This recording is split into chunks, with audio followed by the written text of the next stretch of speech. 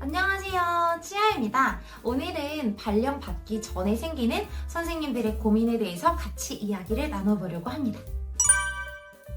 네, 선생님들 투폰을 할까 말까 고민을 굉장히 많이 하시는데요. 사실 교과도사라면 투폰은 굳이 필요하지 않아요. 근데 신규 교사라면 거의 100% 담임을 맡게 되실 것이기 때문에 저는 투폰을 사용하는 것을 추천드립니다. 투폰을 한번 하게 되면 그 이전으로는 돌아갈 수가 없거든요. 그러면 실제 학교에서는 얼마나 투표를 하고 계시냐면 각 교무실에서 한 번 정도? 네, 그래서 아직까지 투폰 사용이 일반적이지는 않아요. 저는 제 SNS 계정을 철저하게 학생들에게 숨기고 싶고 업무와 생활을 완전히 분리하고 싶어서 합격하자마자 투폰을 사용하기로 결정했었습니다. 분리하고 싶으신 분들은 두 가지 경우가 있는데요. 아예 핸드폰 두 개를 사용하는 것과 그리고 하나의 핸드폰 안에서 투 넘버 서비스를 사용하는 것입니다. 이 투 넘버 서비스는 하나의 핸드폰으로 두 개의 번호를 사용하는 건데요. 안타깝게도 아이폰은 이것을 지원하지 않고요. 갤럭시에만 있습니다. 저도 그래서 이 투 넘버 서비스를 위해서 갤럭시로 갈아탔었어요. 그리고 투 넘버 서비스는 KT와 SKT에만 있습니다. 하지만 두 통신사의 이 투 넘버 서비스는 차이가 있는데요. KT는 이 하나의 핸드폰으로 아예 두 개를 쓸 수가 있어요. 상단에서 투폰을 누르면 아예 인터페이스가 바뀌거든요. 그래서 번호도 두 개, 카카오톡도 두 개, 핸드폰, 앨범도 두 개 이렇게 됩니다. 그리고 전화 올 때도 투폰으로 왔는지 원폰으로 왔는지 위에 이렇게 번호가 떠요. 가격은 5,900원인가 4,900원 정도 했던 것 같아요. 반면에 SKT는 번호가 두 개는 맞지만 그리고 전화 올 때도 원폰으로 왔는지 투폰으로 왔는지가 뜨기는 하지만 이 하나의 폰 안에 다 섞이게 돼요. 왜냐면 인터페이스가 KT처럼 나눠져 있지가 않거든요. 그래서 하나의 폰 안에 문자도 섞여 있고 카카오톡도 섞여 있어요. 그래서 SKT로 투넘버 서비스를 쓸 바에는 차라리 투폰을 사용하는 것을 추천드립니다. 저는 1년 차에는 투넘버 서비스를 사용을 했었어요. 그래서 말씀드렸다시피 투넘버 서비스는 갤럭시에만 있잖아요. 그래서 아이폰을 쓰다가 갤럭시로 바꿨었어요. 근데 너무 아이폰이 그리운 거예요. 그리고 계속 쓰다 보니까 투넘버 서비스가 너무 귀찮았어요. 이 조회 시간에 애들한테 전화할 때는 투폰을 쓰다가 친구들이랑 카톡 하려면 또 원폰으로 돌아가야 되고 이렇게 왔다 갔다 하는데 그게 한 15초 정도 걸리거든요. 그래서 너무 귀찮아가지고 결국 2년차 하반기부터는 투폰을 쓰게 되었습니다. 그래서 아이폰 12 미니를 사서 제 일상폰으로 쓰고 갤럭시는 그 투폰은 해지하고 하나의 번호로만 써서 제 업무용 폰으로 쓰게 되었어요. 이 두 개를 들고 다녀야 해서 무겁거나 충전이 귀찮지 않냐 이런 말 하실 수 있을 것 같은데 충전도 어차피 고속 충전이 되고 두 개를 나눠서 쓰기 때문에 충전할 일도 그렇게 많지가 않아요. 그리고 무게는 좀 적응이 됩니다.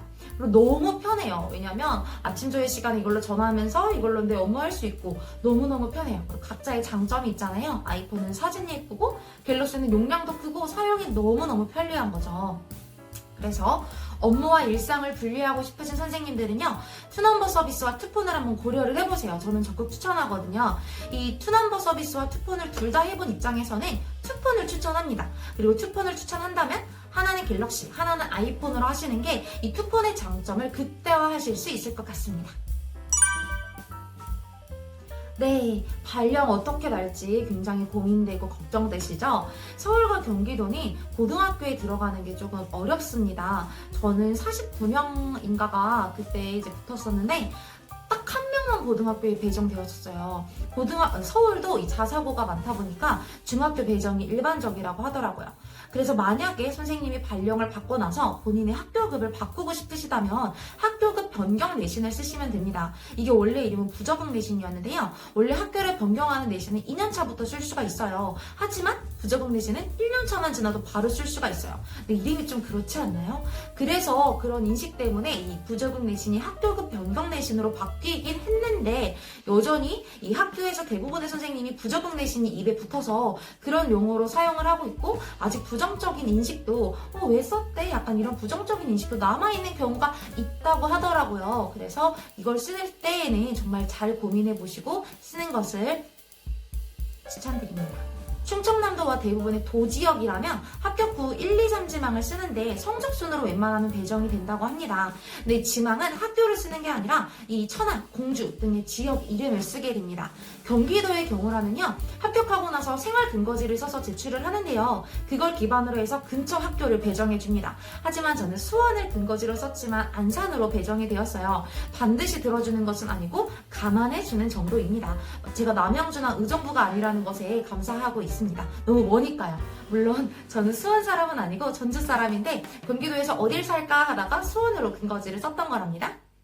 그리고 발령이 나면요, 2월 말에 교직원회의 할 때 이제 선생님들이 처음으로 이제 학교를 가게 됩니다. 너무 떨리죠. 저는 이제 롱패딩을 입고 갔었는데요, 다들 정장에 코트 입고 오셔가지고 제가 너무 학생 같은 느낌에 조금 위축되기도 했습니다. 그리고 이제 전체 선생님들이 모인 그 교직원회의에서 신규 선생님들이랑 이번 해에 전입 오신 선생님들이 쫙 앞에 서서 한마디씩 인사말을 하게 하더라고요. 그래서 너무 떨렸지만 떨린 마음을 가라앉히고 이제 낮은 자세로 열심히 배우겠습니다 했던 게 기억이 나요. 제가 붙었을 때가 이제 코로나가 딱 시작했을 때여가지고 교육청 신규 연수랑 그 발령장 주는 게 전부 무산이 되었었어요. 발령받은 학교에서 발령장 받고 그리고 신규 연수도 원격으로 진행이 되었었습니다. 원래는 신규 연수하면서 동료 선생님들도 만나고 친목의 장이 열릴 수 있다고 하는데 굉장히 아쉬웠어요. 네, 그래서 하나 팁을 드릴 게 있는데요. 만약에 선생님들이 배정받은 학교가 본인의 집에서 먼 경우에는 이제 자취를 고려하시게 될 거 아니에요. 특히나 이제 청약 같은 걸 생각하고 계신 분들은 청약은 세대주여야 가능한 거기 때문에 이 시기에 아예 독립을 하시는 선생님들도 많이 계세요. 그래서 여기서 팁인데요. 2월달, 3월달에 이제 이사를 하게 되면 반드시 견적서를 받으시고 카드 명세서를 뽑아두세요. 왜냐면 학교에 따라 행정실에 말하면 이사 비용을 지원을 해주기도 하거든요. 물론 전액 지원도 아니고, 그리고 배정받은 후에 이사를 해야만 지원이 가능합니다. 이 학교에서 주는 이사 비용은 선생님들은 매년마다 학교를 배정받으면 옮겨 다녀야 되잖아요. 그래서 주는 거여가지고 배정받고 나서 나중에야 뭐 이사 비용을 받겠다라고 하기에는 좀 어렵습니다. 근데 저는 배정을 받고 2월 말에 이사를 했지만 이사 비용을 받지 못했어요. 행정실에서 줄 수 있다고 했는데 제가 못 받은 이유는 제가 이 사실을 몰라서 이사를 진행하는 동안에 이 제출할 서류를 만들지 못했기 때문이에요. 저는 짐싸라는 어플을 통해서 견적 받고, 그리고 저는 그날 이사할 때 없었고 저희 아빠가 현금으로 이제 기사님께 비용을 지불했었거든요. 그래서 견적서도 제대로 된 게 없고 명세서도 없었습니다. 그래서 이사 비용을 하나도 받지 못했어요. 행정실 직원 주무관님께서도 아쉬워하셨는데요. 그래서 선생님들이 만약에 학교 새로 배정받고 나서 이사를 하게 된다면 이 점을 꼭 기억하셔서 관련 서류 챙겨두시고 이사 비용을 조금이라도 받으시길 바랄게요. 네, 학교가 외진데에 있어서 관사를 들어가야 되는 경우를 제외하고는 자취를 하게 되면 월세, 전세, 매매 중에서 고민을 하실 텐데요. 공무원이 되고 3개월이 지나야 공무원 대출을 받을 수 있더라고요. 즉 백수에서 갓 공무원이 된 신분이라면 공무원 대출을 못 받는다는 것이죠. 그래서 저는 월세로 들어왔었는데요. 이 추가로 하나 기억해두면 좋을 점은 선생님들이 신규 첫 해에 받는 연봉이 앞으로 받으실 연봉 중에서 가장 적다라는 점입니다. 왜냐하면 1, 2월달 월급과 성과급이 빠져있기 때문이죠. 그래서 신규 첫 해 연봉을 기준으로 잡는다면 청년 버팀목 전세자금 대출이나 기타 소득이 제한되어 있는 정부 규제 대출이 가능할 수도 있어요. 그래서 이 점을 확인해 보시고 대출을 받을 생각이라면 조금 일찍 은행에 가보는 것을 추천드립니다. 선생님이 되고 나서 교직원 공제의 장기 저축 급여라는 것을 들을 수 있습니다. 월급에서 자동으로 빠져나가는 건데요. 저축이 되는 것으로 나중에 명퇴 후에 돌려받는 돈입니다. 몇 구자를 드는지는 본인이 선택할 수 있고 구자에 따라서 나가는 금액이 달라집니다. 이것의 목적이 노후 생활자금 마련을 위한 것이다 보니까 나이가 조금 있을수록 많은 금액을 저축하고 계시더라고요. 이것도 이제 처음에 신규 구자가 되면은 들까 말까 고민을 하시는데요. 저는 최소 구자라도 꼭 하는 것을 추천드려요. 왜냐하면 장기저축급여에 가입하면 교직원 공제의 회원 자격이 부여되어서 이것저것 이벤트에도 참여할 수 있고 기타 복지 혜택 같은 것들도 받을 수 있거든요. 저도 이 장기저축기부에 최소부자를 하고 있고요. 추가로 교직원공제에서 적금도 들고 대여도 받고 알차게 이용하고 있습니다. 은근히 교직원공제 홈페이지를 가까이 하면 좋더라고요. 약간 제가 교직원공제 홍보대사 같은데 전혀 그런 게 아니고요. 한 달에 한 번씩 이벤트도 하니까 꼭꼭 챙기세요. 이 주거래은행이나 이런 데서 적금이나 대출을 받을 때에도 우대금리를 받으려면 카드 발급받아서 얼마 이상 써야 되고 막 되게 짜증나잖아요. 그래서 비교를 해보면 적금이나 대여제도 같은 것들도 시중은행보다 오히려 나을 수도 있으니까 선생님들에게 유용한 거 비교해보면서 챙기시면 좋을 것 같습니다. 네, 이렇게 오늘은 신규교사 선생님들의 고민 해결 영상을 찍어 보았는데요. 아무쪼록 도움이 정말 되셨으면 좋겠습니다.